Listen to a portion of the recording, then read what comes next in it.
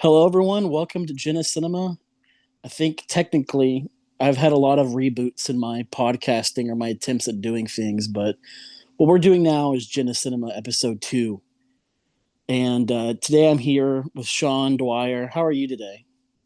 I'm great. How are you? I'm good. And thank you so much for joining me. This is the first time I've gotten to kind of talk to you online, or at least, where we're chatting, video call or something like that. I was on Film Junk episode. I'm trying to remember. I think it was 600, and so there was a little bit of communication there, but it was Mhm. like there's a bunch of people in the room, so it felt a little bit different. But that was like 2017, I think, and it was the Yeah, Film that Junk like was trivia showdown. right. Yeah, that was, man, 2017. It's Yeah, crazy, man. That's how much time is passing so fast now. I yeah, just feel old. and that I think it's a perfect movie that we're reviewing today. I'm reviewing. I've asked you to join me to watch Cinema Paradiso together and talk about it. I think it perfectly connects to, you know, I did want to mention we're coming up on the 20th anniversary of Film Junk, and I think because I remember the first episode y'all ever did, y'all reviewed the Life Aquatic with Steve Zissou, and I think Mhm. that would have came out like late December 20 or like Christmas 2004. So we're like we're hitting, and I think when you actually did the podcast, it would have been early January. So we're like hitting right the 20th anniversary of Film Junk coming up. Yeah, that's a good point. I mean, we've had our eye on episode 1000, which is coming up obviously within the next few months, I think. But I hadn't really thought about the 20th anniversary, which, yeah, will be January, sometime in January. So Mm-hmm. it's kind of crazy. So how does that make you feel? You've gone Film Junk has gone almost as long as Siskel and Ebert at this point. Yeah. I mean, certainly do not feel as significant as Siskel and Ebert, but I mean, I tell people it's kind of like being in a band, and like there aren't a lot of bands that stay together that long. Somehow we've managed to do it, and Mm-hmm. I mean, we still enjoy doing it, so that's why we keep it going. But yeah, I mean, the amount of time that's passed, like, you hear it on the podcast so often now, like trying to remember back. Did we see this movie? Did we talk about this movie? Like, there's just so many gaps in our memory of things we've said that people Yeah, like you remember, and we have no clue. Yeah. it is pretty crazy. And the one thing I did want to ask is like, like I mentioned before, like I've tried to do different podcasts and stuff, but I've always kind of done different things or had to kind of reboot things or like. But what I admire about y'all is the consistency you've had. It's been Film Junk since 2005, and if you ever have missed an episode in a week, because it's been a weekly thing, you've missed like 1 week. There's never been like a giant gap. And how have you managed to keep it so consistent all throughout all these years? Yeah, I mean, like it's mostly just automatic now, I guess. It's been built into our lives for so long that we know that's a thing we're doing every week. I mean, I won't speak for the other guys, but for me, it's something I look forward to every week. So I'm thinking about it, Mm-hmm. and it just happens. Yeah, like I mean, there's obviously times when one of us gets busy. Jay has projects going on, movie shoots where he's away for a period of time. I had kids. That was a bit Mm-hmm. of an obstacle at one point in time, but It's like Babygate 2011, I think it was. yeah. Yeah. So, those things obviously definitely could have thrown off the schedule and the consistency. But, the other thing is the guests. We just are Mm-hmm. very lucky to have a group of friends who are into movies that are happy to help and take part in this. And if one of us is away, we could just bring somebody in. And Mm-hmm. yeah, we're pretty lucky that way. Yeah, that's awesome. So we could probably segue into the review.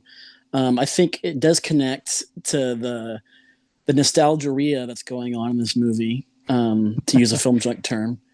Um, you know, it's about a person looked Cinema Paradiso, directed by Giuseppe Tornare. I don't know if I'm pronouncing his last name right, but from 1988, is about a director who's looking back on his life and and thinking about his foundational memories and what has brought him to be the person that he is.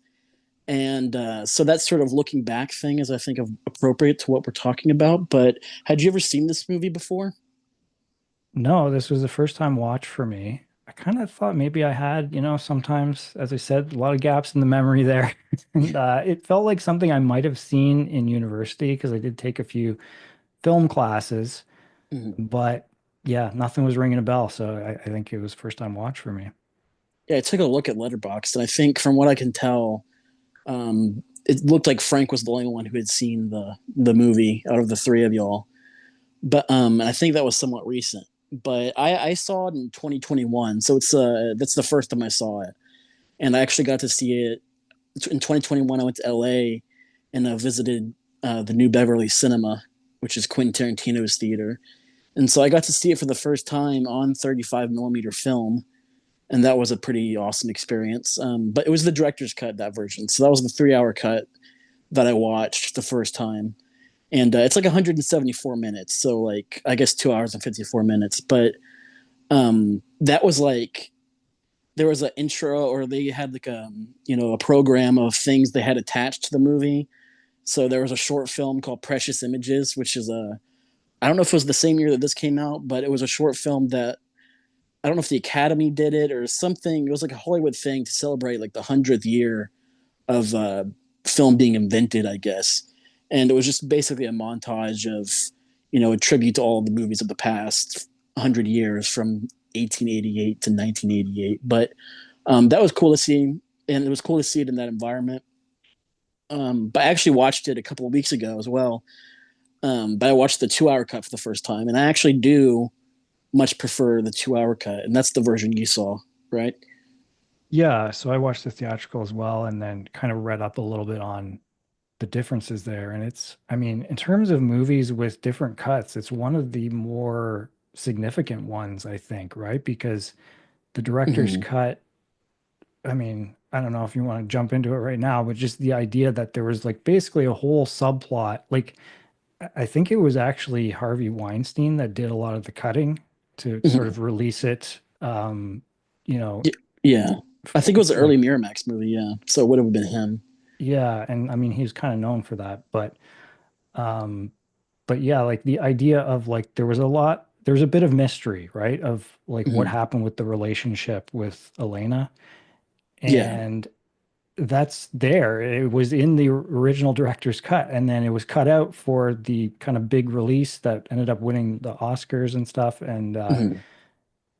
And so that's the version everybody knows. And then they eventually re-released the director's cut, and it's kind of like, yeah, most people seem to prefer the theatrical, which is just interesting because it's like cutting out significant parts of the story, but I guess introducing some mystery, which maybe people like. Yeah. I think part of the reason I prefer the theatrical is because my favorite stuff in the movie is all the stuff with Toto as a boy and like his childhood. Once he gets older, I feel like it slows down a bit for me. And it is a good point that all the stuff with Alina, I feel like that is important. And there's a really good scene between the two of them in a car. Was that there was no scene with them in a car in the theatrical cut, right? Because I'm not having a hard time remembering.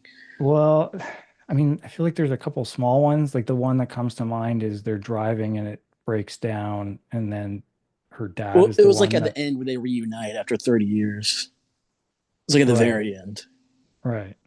Um, but yeah, I think a lot of that stuff is missing. But I guess I prefer the original or the theatrical, not the original, because I guess the director's cut is what would have premiered at Cannes or wherever it premiered. I think it was Cannes, and then for the American release, it was cut down. But all my favorite stuff is in that first part, and then I feel like once it with like the theatrical cut making that more concise, I prefer that. Um, and it hits on my favorite moments, like the stuff that's important to me, like Alfredo, telling him not to come back and all this stuff, and the ending of the movie.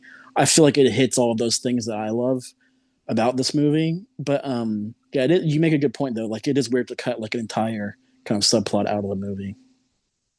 Yeah. But yeah, I mean, like if you didn't know that stuff was there originally, I Yeah. think it plays very well. And yeah, I mean, I thought the movie was fantastic. Yeah. Beautiful movie, visually, beautiful in terms of the sentiment. And Hmm. yeah, I mean, I certainly see why it would be something that, you would kind of find meaningful for yourself or, anybody who's into Hmm. movies, I think can connect with it in some way. For sure. I think anybody who's a cinephile or loves movies can probably see themselves in the character of Toto. But yeah, I thought it was interesting, like some of the the Italian film history that's being laid throughout the movie. I hadn't really realized this until I read up on it a little bit for this viewing. But there was a character in one of the movies that they're watching. I think it's the movie that they're watching right before the cinema burns down early in the movie. Um, and that character or the actor in that movie is like an Italian comedian named Toto. And then I Mm. figured there must be some connection there of that of the main character's name also being Toto. But I guess there's like some. It almost feels like a Quentin Tarantino Once Upon a Time in Hollywood like kind of referential thing, or I mean like the director doing that kind of thing with like Italian film history or something. But yeah, and all the movies they will not all the movies, but a lot of the movies they're watching are Italian films. Yeah, I mean, I think some of them are, I get the sense that it's, a pretty big mix of stuff. Some of it's imported and kind of Mm-hmm. been dubbed in Italian or whatever. But yeah, I think it is based on the director's life story to some degree. I I don't think know so. if I don't know if things like the fire and all that like that might be a bit of an invented thing, but yeah, I mean, and you feel that there's an authenticity to the story for sure. Yeah, and I really like how it puts you in the perspective of the kid early on. Like when he turns around, he looks at the kind of like lion thing around the projector window, and he like imagines it being alive. Like that very closely reminds me of memories I have of going to the theater when I was a kid because I used to have this weird delusion that because I thought when I was a little kid I thought the movie screen was like huge and it blew my mind, so I would imagine it falling on me and I would be like scared of going to the movies because I thought the screen was going to fall on me. Okay. But so that when he imagines the lion is like roaring and stuff, that reminded me of that specifically. But I thought that was a really good little moment. Yeah, and I really like when it's breathing fire Yeah. later. That's pretty cool too. But yeah, I mean, it definitely reminded me of, I think where I connected most to it is, Film Junk. We talk a lot about our local drive-in, Hmm. which, I guess is pretty rare these days for people to still have a drive-in in the area. And it's gone through some rough times where it closed down. We weren't sure if it was going to reopen. It's currently still open. But that's a thing where it's like you really have that sense of like the community coming together and people watching Hmm. movies together. Like big multiplexes, I feel like you don't get quite that same sense. Yeah, not Um, really. and it's like, in particular with this movie, it's one screen and everyone in the town or village or whatever, basically they're all seeing the same movie. There's one movie playing, everyone's going Hmm. to see it. And so there's something about that just that again, the communal experience of cinema, I guess, that is very much represented in this movie that is kind of being lost. I mean, it's interesting that the movie was made also in, is it 88 when I think this, so. 88. and like it in 88 seems to be almost commenting on the death of cinema or the death of a certain type of cinema. Hmm. And That was one note that I made. I saw like an IMDb trivia thing that's saying that the director thought of it as a eulogy to cinema, and then the movie was very successful, and he didn't like harp on that too much afterwards. But early on, he was saying that a lot. Um, and I do think there was an idea at that time that cinema was dying because of like home video and all of this stuff and TV. There's even like in the middle of the movie, they're watching some sort of like television content like in the theater, and Alfredo's like lamenting like why are we watching this like and just talking about TV and all this stuff. And so I feel like it was building towards like the death of cinema, but cinema kept going. But you know, but it was definitely, I do feel like it was a, there was still a turning point there that they're commenting Hmm. on. Yeah, so yeah, definitely the shift from where that was the only kind of source of entertainment to now people have TVs in their homes. That's a huge Mm-hmm. shift. And now we're looking at the shift where it's like streaming and stuff at home and things coming to that so quickly that why would you ever leave your home to go to the theater to watch something? Yeah. And, same kind of major transition, I think, but Mm-hmm. obviously cinema survived one, so hopefully it will survive this as well. Yeah, I think the what could help cinema survive, I don't know, I could see it dying in terms of like there being a theater in every single town everywhere, but like I think what will help it is the communal experience. And like I think there might be just like niche pockets of cinemas like in large cities, and but it'll be places where they focus on the communal experience, I think. Because even they just reopened a theater that was a classic theater in Houston, and it was open from the 30s, and then it closed down in like 2021, like right after the pandemic. And but they just reopened, they renovated it because it's this classic theater. It's the only theater like that in Houston, and it feels like one of the few places where you can have a communal experience here. And also the Alamo Draft House has that same kind of thing, because it's the only place I've been to, that in River Oaks, where you have programmers, people introducing the movie. You see the same people attending all the time. You recognize people. Um, so yeah, I think the communal thing really helps. And like even when I saw this at the New Beverly in 2021, um, it's great to just hear the reactions to the movie. I feel like everybody's always shocked. Like there's the scene where they're watching, like you see the cinema progressing, and all of a sudden they're going from like cutting out kissing in the movies to there's nudity in the movies, and there's just like kids masturbating in the middle of the theater, Oh, yeah, and right. everybody just, and when I watch that with an audience, people always like gasp at that, like it's completely shocking. But I do think that because I feel like this movie is sometimes criticized for being like overly sentimental and like kind of sappy. But I think it's stuff like that that gives the movie a little bit of an edge over like some like a Spielberg movie or something. So I like it in that perspective. Yeah, I mean, I think the music is a big part of that.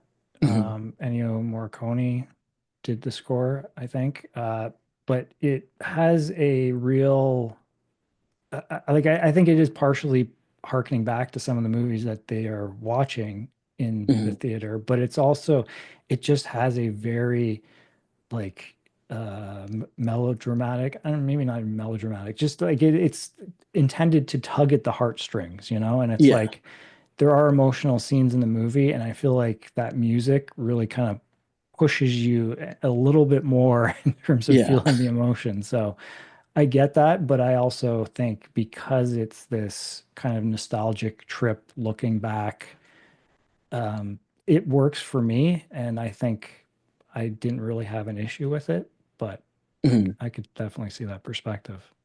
Yeah, it really works for me too. And I love Ennio Morricone's score, but it is very heavy-handed. But I don't know. I think there's a time and place for it, and I think it really works here, in my opinion. And you mentioned the drive-in earlier. There is actually a couple of scenes where there's a dive-in cinema. There's some boats Yeah, that that they're was pretty watching cool. a movie from, and Yeah, it reminded me actually of because my wife, like, I don't know how long ago this was now, probably 15 or 20 years ago, she went to Cyprus for a summer to do some archaeological work. And mm, she sent pictures. I didn't go, so I didn't experience this, but she sent pictures of there was just a guy who lived in Cyprus who had basically like giant bit of land in his backyard. And he mm, created his own sort of drive-in cinema and would just show. I don't know how he got access to movies, but he had like fairly recent Hollywood movies and stuff. And so that was, they would go and just kind of, they had like couches and just like random seating back there. But like, I don't know, stuff like that still exists. And that's so cool. I just, yeah. you don't see it that often, but it is out there. I've always thought like, is like in Texas, there's a lot of like farmland and stuff. I've always thought if you have like a big patch of land where it's just land, you could just like make a screen or put a screen up and like have a drive-in basically. And I wish that's something people would do more often. Yeah. Yeah, But it I would don't know cost a what lot it of is. money. But yeah. Yeah, I don't know what it is about watching movies outside in particular that I like.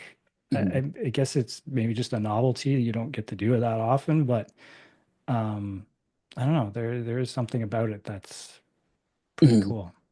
And there's also the scene where they kind of turn the projector and they project it into the square, Hmm. and that was a really good scene. But it leads to the the fire. But yeah, there's a couple kind of drive-in scenes in this movie, which is Yeah, interesting.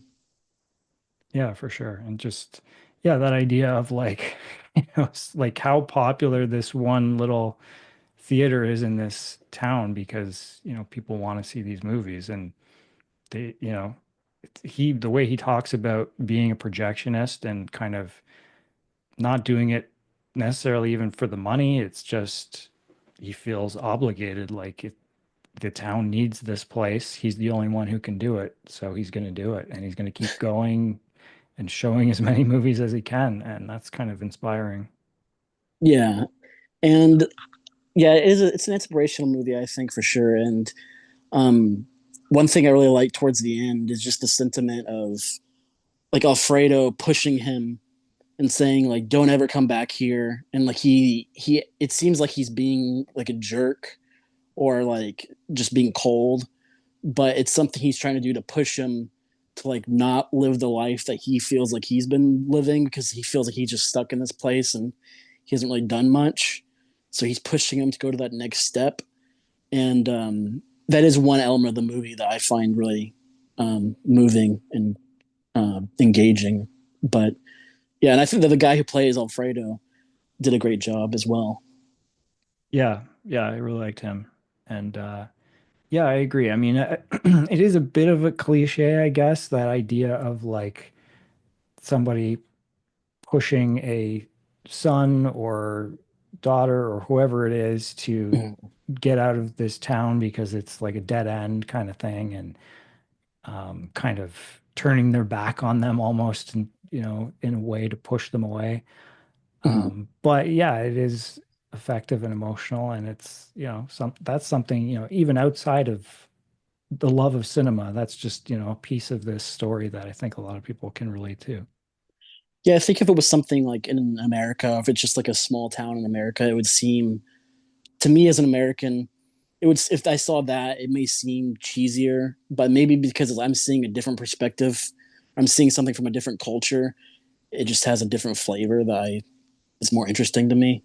But because it's interesting to think of like because this small town that they're in seems nice, and it's like I would like to live in this town, but um, Yeah, I mean, it seems beautiful and picturesque and everything, but like, I guess the thing you don't really have, like, or I didn't have, is I don't know the context of, like, it's set, I guess, like late 40s, early 50s, something like that. mhm, And like the town is still like people riding horses and stuff, which seems like, just kind of quaint and very old-fashioned. mhm. I don't have a full sense of where the rest of the world is compared to what's going on in this town, but I guess that's part of it too. Or it just feels like I think he says at one point that, nothing ever changes here or something. And yeah, there's places like that. I get it. So, Yeah, I think it's just a lot of it is just being kind of stuck in their ways. Like it's kind of isolated from a lot of things, so they just do their thing, and like cars don't reach them. I guess not entirely, but people just stay. I'm sure they have some cars in the 40s, but they just ride horses. And I do think it's interesting because in the beginning or towards the beginning, there's a scene where Alfredo has to go to like Toto's like schoolroom to like try and like learn to read because like a lot of the men like are illiterate, and mhm. so that was like an interesting um, showing of what some of the culture in Italy was like at the time. Yeah. And I mean, I guess it just I found the movie pretty funny at times, and like that whole, like you said before, there's just a lot of different characters that congregate at this theater that you kind of see from time to time, and like the atmosphere of how kind of rambunctious everybody gets for some of these movies and stuff. Like that's could be an annoying way today to watch a movie, but something about in this movie seeing how, that atmosphere and kind of feeling like that would be pretty special to see a movie in that way. Mhm. I actually like that the audience is like so kind of annoying. Like a lot of them are doing like ridiculous things. Like there's one guy who like spits from the balcony like onto people. Yeah, I think right. he's like one of the like church members or something, and he spits because like people are being morally objectionable or something. But there's like at one point there's people just having sex in the theater, and there's just people being rambunctious and crazy. But it definitely wouldn't be a great way to watch a movie, I don't think. But like I think part of it that I like the idea that throughout all of that, like you can still be like enamored by cinema completely because you're being exposed to it for the first time, and like the magic of cinema cuts through all of that and still Yeah, like engrosses them. you still see people being moved to tears by, Mm-hmm. scenes in the movies. Like one minute they're yelling and screaming, but the next minute they're enraptured by it. So it's Yeah, yeah, it comes across for sure. yeah. I was thinking about the difference between like because you think you people today talk about like how audiences don't respect like the theater anymore. And I was thinking like this has always been a problem. People have always acted crazy in theaters. But then I was thinking like the difference today, I think, is that people don't actually pay attention to the movie like at all. They'll Right. be like on their phone or like doing whatever, and I feel like it's harder to get their attention. So I feel like there is a bit of a difference there. Like there always has been behavioral issues, but I feel like it's harder today to actually get people to engage with the movie. Yeah, and like, I think in Tarantino's book, I think one of the first things he describes is going to see like a black exploitation film at a theater in LA and how kind of crazy it was. Mhm. And, I don't know if he says this explicitly, but just, that was one of the things that got him addicted to movies is that atmosphere. So I Mhm. think, yeah, like, as long as people are into the movie, then it's fine, like Yeah, that's still the love of cinema. yeah, for sure. Yeah, it helps if somebody's actually engrossed. And there's another scene where like one of the guys is like just quoting the movie and crying as he like recites all these lines. Stuff like that I love all the stuff in Cinema Paradiso. And I love it when they renovate Cinema Paradiso. Like the guy comes in after it burns down and turns into Nuevo Cinema Paradiso, and it's all like redesigned and stuff. So that's a really good scene. Yeah.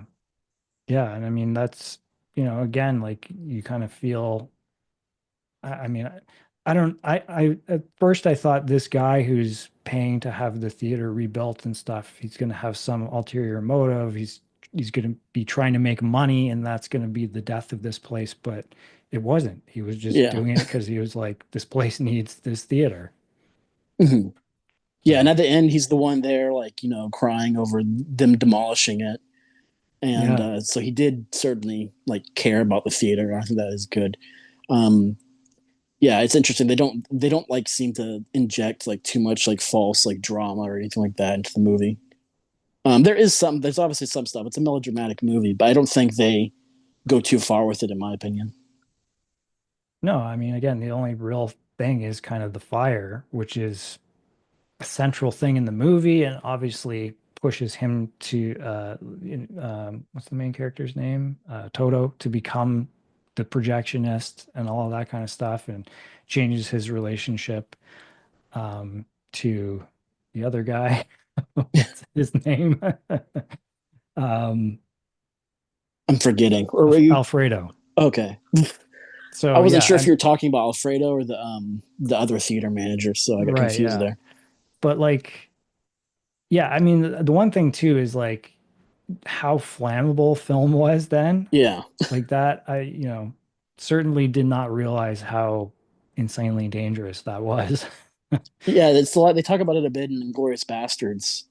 Um, like the idea of film nitrate film being extremely flammable. That's where they set up like all the film behind the screen to blow up the theater at the end. Right, yeah. And then there's also a documentary I watched about like Nazi propaganda films in Germany, and some of these films that are preserving in Germany still just for historical, benefits, just to like preserve a lot of this stuff, but it's all nitrate film. So they have this whole section that's like highly flammable, like explosive, and it is really weird how flammable nitrate film was. Yeah. Yeah, I mean, obviously, as you mentioned, Glorious Bastards has it, but you kind of feel like that's a bit of a exaggeration maybe on Mhm. real life, but here it plays out as just, I think the idea was that he'd been playing that movie over and over so many times that the projector just kind of started to overheat a bit, and as soon as it caught, like the whole place Mhm. went up. So, Yeah, I think even when it became flame resistant, like it could still, because you would see in like films and theaters like up to the end of film, like you would see things burn, but like so it would happen. But I think it's just that like with nitrate film, if something burned up, it would get out of control and like you could have a massive fire. yeah. But I guess it was more maintainable with later film. But yeah, there's like that scene where because he goes blind, Alfredo, after the fire, and then they come in and show the film that they can like hold a flame to and doesn't catch on fire. It's just like it's too late for him because he's already blind. But Yeah. yeah, but it is interesting that progression, and I also like how like when they show like film evolving and like film becoming more sexual and all this stuff, like that happening right when like Toto is like 16 and like pursuing women and all this stuff, and it all like kind of aligns perfectly. Yeah. I wasn't clear on like so, another element of the movie is this sort of censorship thing. Like early on you Mhm. see the local priest watches these movies and kind of flags certain scenes to be cut. And at that point, like when they go under new ownership or rebuild the theater, is that censorship still happening? I have to assume it is based on the scenes you see at the very end, Mhm. but I don't know if they're as, I don't know. They didn't seem to, because they do show kissing finally, which prior to that, they kind of said, oh, we never get to see anyone kiss in these movies. So I don't know if just the bar shifted to what's being censored or if they're not censoring them anymore. I'm not sure. I think I thought like once they got the new ownership, they stopped censoring. I could be wrong. I remember like because you see there's a moment where they're like cheering when they finally see a kiss, and there's even a Right. moment like at some point they're just like once you get to like the 50s, like they're just seeing like straight up nudity and whatnot. So I Yeah. feel like at a certain point, like I feel like they stopped censoring things. Yeah, I guess that one priest is watching after they rebuilt, he's watching the movie and he says, I will not watch pornography. And I think he Yeah, walks out or something. So maybe it's just at that point, he's not in control anymore. So, because I think at first the church owned the theater, like at the very oh, beginning. okay. Yeah, maybe that's what it was. That kind of makes Yeah. sense. And then later it burned down. They didn't own the theater anymore. But that guy came in and it was like he privately owned it. He didn't censor anything. Oh, okay. Yeah. Mhm. But yeah, I mean, it's worth mentioning the end of the movie, which is just such a cool idea of, Yeah, having all these cut scenes yeah. spliced together into a film, which is left for him after Alfredo dies, and then just rewatching that stuff. Well, I think that's like, in my opinion, that's like one of the greatest endings of all time. And I love the idea of like because I was talking about like Alfredo kind of turning his back on him and being cold, and that can be kind of a cheesy thing. But like one thing that helps it, I think, is that he's like a father figure. I think it would be more hurtful if it was his actual father, but he still is his father in a lot of ways. He doesn't have a father. His father died in the war, but it still feels like this cold thing. But then to have that thing at the end where he gave him this gift of this film can, and it's like all of these spliced like images of films of kissing, and like it connects you to earlier in the movie, and it connects to like Alfredo and his love for Toto, and I think it perfectly encapsulates everything. And also to be watching clips of movies and paying tribute to movies, I just think it's like kind of the perfect ending, in my opinion. Yeah, no, absolutely. I mean, it's a great concept, and it's an emotional scene. And as you said, it's also this kind of recap of the history of film over at least a certain period of time. Yeah, it's great. Mhm. And I was surprised at some of the scenes in there. There were some scenes where they were like, because it was all the stuff they would have been censoring. So like there were scenes of people like ripping their shirts off, and there was like just like full frontal nudity and like what would have been like the 40s. Like I wasn't aware of any of this stuff happening back then, but so I thought that was kind of Yeah, odd. I'm guessing maybe some of that stuff was like French films. I don't think it would have been Hmm. coming from America, but Yeah, yeah, I'm not sure exactly. There's probably some classic films in there that I should know that I do not know, but yeah. Well, I researched some of it. There is some classic films in there, but a lot of them are pretty obscure. So, and like, and yeah, there's like foreign films and all kinds of different films, and yeah, but it mixes. Like, there's not too many movies throughout that they show that are like the obvious big hits. I don't think they have a lot of stuff playing in the theater.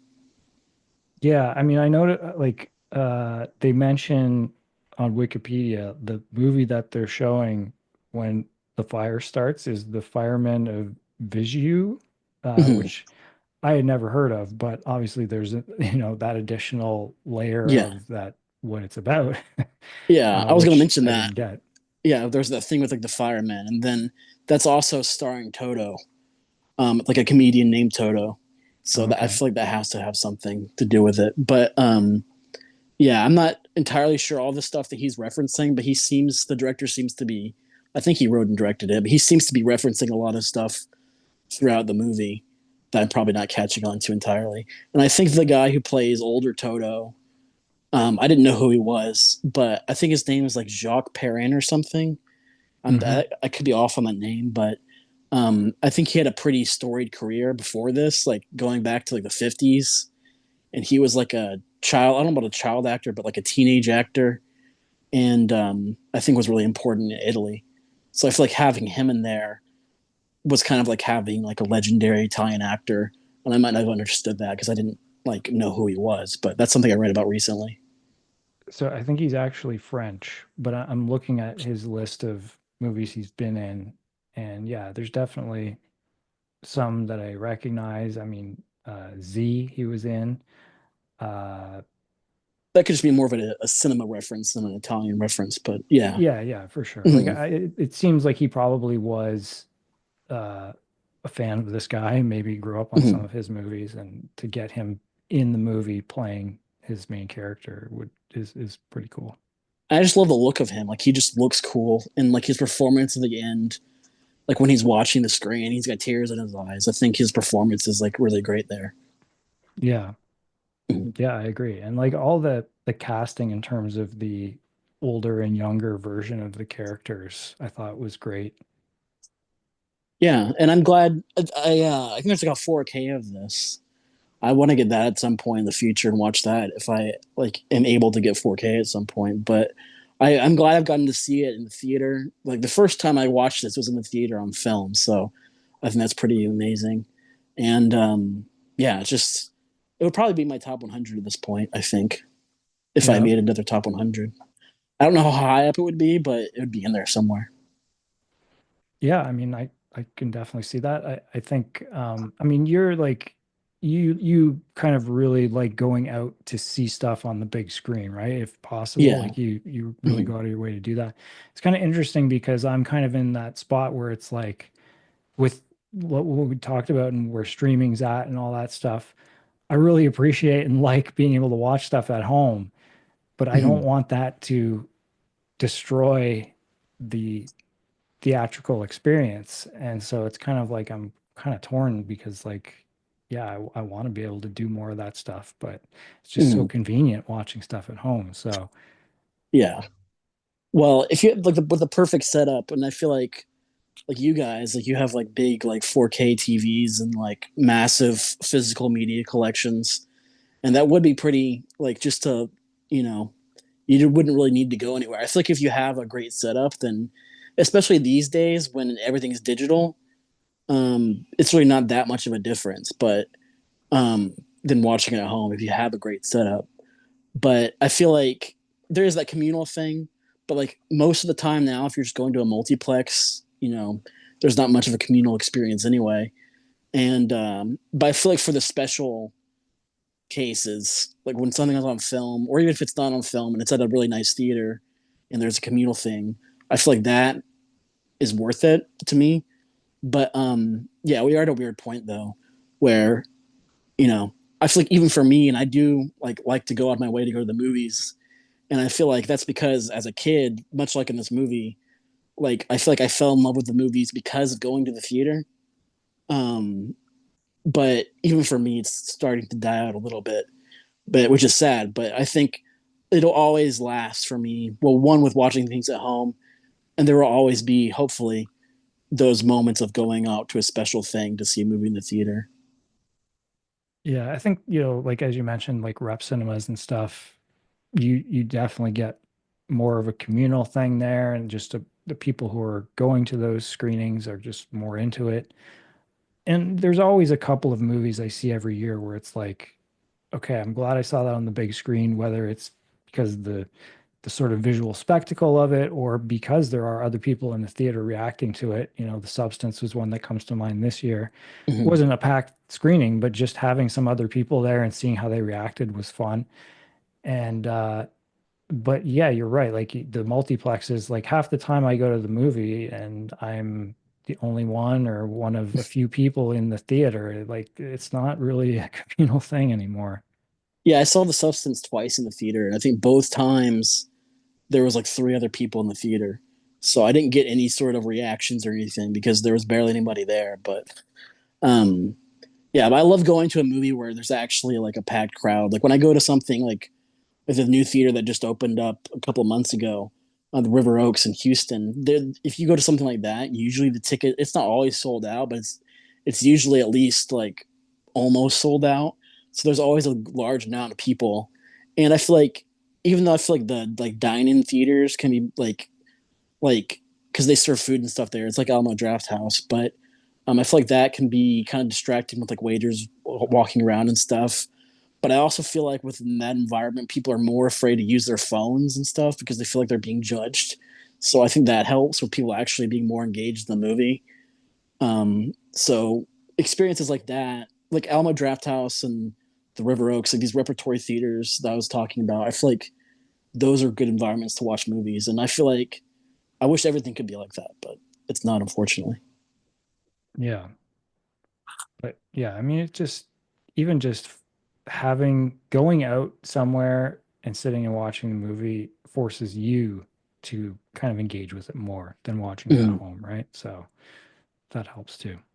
Yeah, I think that's Quentin Tarantino was actually talking about that on one of his podcasts a while ago. It might have been Video Archives, but um like the idea of like investing in a movie, like like, even when you even watching it at home, like if you go to a video store, like you drove to a video store and you like looked through all these tapes and you picked a certain thing and then you drive back, you've invested time and you're gonna watch the movie that you picked. With like Netflix, you just have a screen and it's all a million things in front of you and there's no investment whatsoever. You might just click something and then drop out of it in 5 minutes. But when you actually engage with something and put something into it, you're gonna watch the movie. And it's the same Hmm. thing with like going to the theater. Like you're going out to the theater, you're gonna finish this movie unless it's terrible. Um, so I feel like that's a lot of what is missing these days. It's like investment because when you have everything in front of you at home, it doesn't feel like you need to watch any of this stuff. It's just there's nothing to it. Yeah, and it's almost like you're not, I mean, they've kind of set it up in a way that you don't even really need to make the choice of what to watch. You just turn it on and it's like, oh, these are the most popular things right now. I guess I'm watching one of these, and it's like Mm-hmm. you're not investing any of yourself in that choice. And I'd be really curious to know like how often, people just watch 10 minutes of a movie and stop. Like how often Mm-hmm. does that happen now with streaming? It must be Well, off the even I do that. charts. There's been like I don't do it all the time, but there's definitely things I've watched even like 30 minutes of and stopped. But I feel like for the average person, that is probably like most of the time they probably just watch 10 minutes of something and stop, and then go on to watch like something on YouTube or something where they can just drop in and out of it at any point. Yeah. Yeah, it's weird. Like I personally don't. Um, kind of start and then stop stuff that often, but it's usually because I know ahead of time, like I've kind of planned out, okay, well, this is what I'm going to watch. So I'm hitting Mhm. play and I'm going to watch it. Yeah. Um, but yeah, it's just so easy. Like I don't necessarily begrudge anyone that it is partially just because of how convenient everything is. So Yeah, I feel like even like in the '80s, the director was talking about it being a eulogy for cinema back then. But I feel like cinema lasted because, like, even when you're watching something at home, you're watching a little like tube TV. Like TVs weren't that big. The quality wasn't anywhere near they were in the theater. There was still a difference. Um, and now there's almost no difference. So, like, yeah, I don't know how theaters survive at all now, but hopefully it'll still be. I mean, they're not dead completely. They still keep going in some way. I think it's just because of blockbusters and that whole machine. But um, yeah, it'll be interesting to see where they are in 10 years. But I think Reed Farrington famously predicted that they would be dead um, at some point. I don't know. From what I remember that being said in like 2010. I think it was. I remember being on the Robin Hood episode. I think Robin Hood being directed by Ridley Scott, the like 2010 Russell Crowe movie. I could be wrong on this, um, but I think he said that, and I thought he said like 5 years. So I thought it would have been. I don't know. I will have to go back and do my research again. But yeah, I thought theaters outlasted his prediction. But I think we're definitely past what he predicted, but I think if mhm. I remember, it kind of almost lined up with COVID is was Okay, his prediction. So it really for a while there seemed like okay, maybe he was right. yeah, But I mean, we're back, baby. We're good to go. yeah. I'll have to go back and find a clip of that. But yeah, like I think a lot of it with I think like when TV first happened, they were trying to sell movies with like CinemaScope and all of these experiences you can't have at home. I feel like they're doing that again. I feel like there's been a major push for IMAX, and like they're showing like a million different things on IMAX, and I feel like people are talking more about IMAX now than they were maybe like 5 years ago. And so I feel like that might be a thing where there's, and plus like Oppenheimer was huge with like IMAX 70 millimeter and all this stuff. So I feel like there'll be like a push for more experiences like that for big movies. But yeah. Yeah, I mean, there's the Screen X, there's 40X or whatever it is. I mean, there's lots of stuff, and some of it's kind of cool, but yeah, I don't know if that's it really comes down to the quality of the movies right now. It's tough to say that I think we've just kind of split so much, like sort of the mainstream blockbusters have gone one way and anything kind of artsy or that's like a little more quality has gone completely the other way and they're super small movies and nobody sees them. And Mhm. again, that was something with Cinema Paradiso where it's like, again, everybody's watching the same movie. So Yeah. sometimes that one of the movies that's coming through their town is going to be, like a French New Wave movie or something, and Yeah. it's going to be challenging, but everybody's going to watch it and react to it and have thoughts on it, and because they don't really have any other options. But Yeah. um, and then sometimes it'll just be like some comedy that is a little more mainstream. But Mhm. it, I think we've lost that nobody's going to see the challenging movies anymore, and there's just not enough of those in the middle range that people are interested in or going to see. So it's a bit Yeah. of a bummer. Yeah. I feel like every once in a while there will be something where they're like the average person almost gets suckered into seeing something like I feel like last year Killers of the Flower Moon came out. And I feel like that movie did like I look at the box office numbers and like because I feel like everything with Leonardo DiCaprio tends to make like a lot of money somehow. He's one of the last actors that can pull that off. It was like 100 million in the US. And that's a movie where I can't imagine that happening at all. Like it's 3.5 hours instead in the 30s. And I can't imagine like what a just average person would think about that movie. I don't think they would hate it.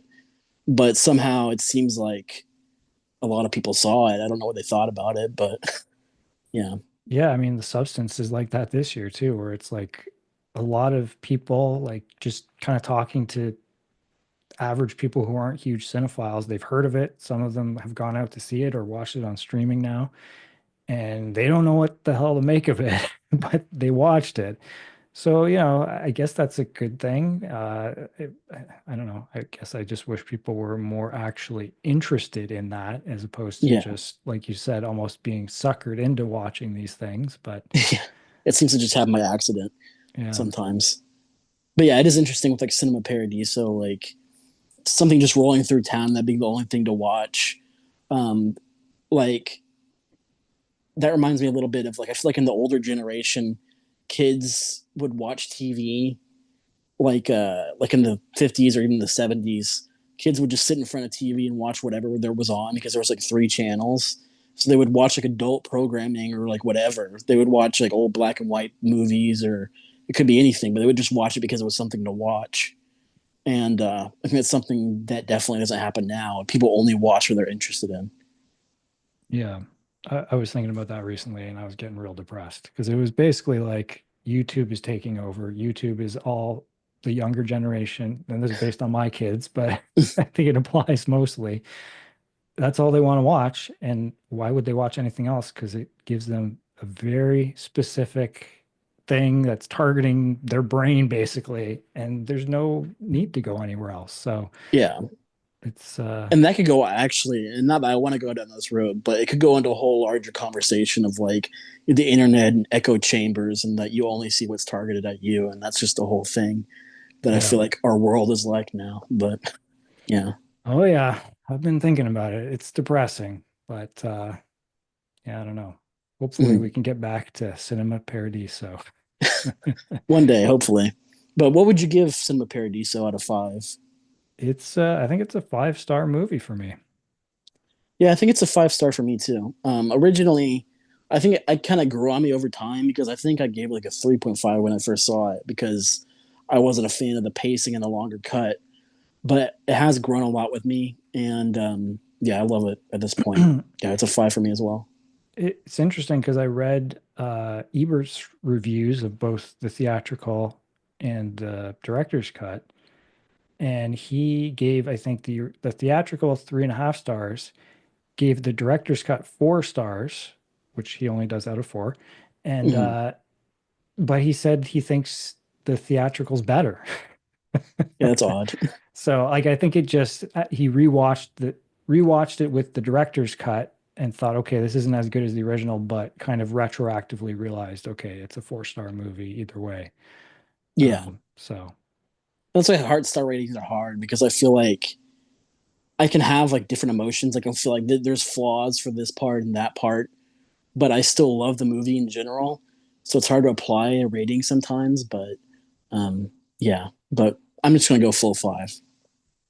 yeah, I mean, it's an emotional movie. Obviously, if you love cinema, there's a lot to connect with there, and I think it's funnier than expected. It's got Mm-hmm. such a strong sense of time and place. I mean, there's just a lot that I was really getting out of it. So, Mm-hmm. And I feel like it's pretty crowd pleasing, especially with the theatrical cut. I feel like you could show that to pretty much anybody, and they would probably get something out of it. yeah, I think so. Mm-hmm. Well, thanks again for being here. I think it's about all I had, but yeah, I really appreciate it. It was great to get to talk to you after I don't know how long it's been. I've been listening to Film Drunk. I think it's been like 17 years. Yeah, I mean, I can't believe we haven't done this earlier, but happy to Yeah, do it. And I will be listening to future episodes. yeah. Well, thanks again, and thank you everybody for listening. Bye. All right. Yeah, thank you.